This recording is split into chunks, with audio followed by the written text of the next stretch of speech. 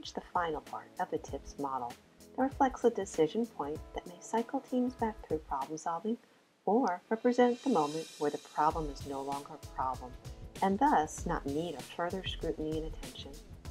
We began our journey navigating the TIPS problem-solving process by talking about environmental conditions that are conducive for meetings, such as predictability, participation, communication, and accountability. We next directed our attention to problem identification, or the 5 elements that reflect precise problem definitions. Our discussion also required teams to define the point at which they perceived the problem would no longer be a problem, or write a goal statement that included the timeline for when they would like to see resolution of the problem.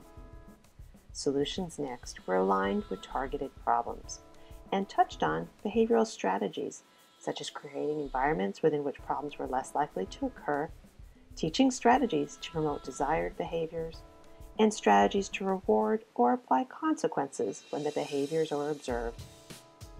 Solutions are only effective if implemented as intended or designed. As a result, teams should identify data that can answer questions about fidelity of implementation. Did we do what we said we would do? Data also must be gathered to assess the impact of the solution on the behavior and answer the big question of, is this solution working? How does current behavior compare to the goal identified for success? With data from these steps in mind, teams now must step back and take a big picture look at what they've achieved and answer the question of what is next. That is, teams must not just review data, but interpret it so that future efforts can be identified. This big picture look is essential as it highlights new pathways or directions along which resources should be directed. At times, this might be the final point in problem solving, as goals may have been met and maintained. At other times, decisions may represent a new cycle through the process as aspects of implementation or whole problem definitions are refined.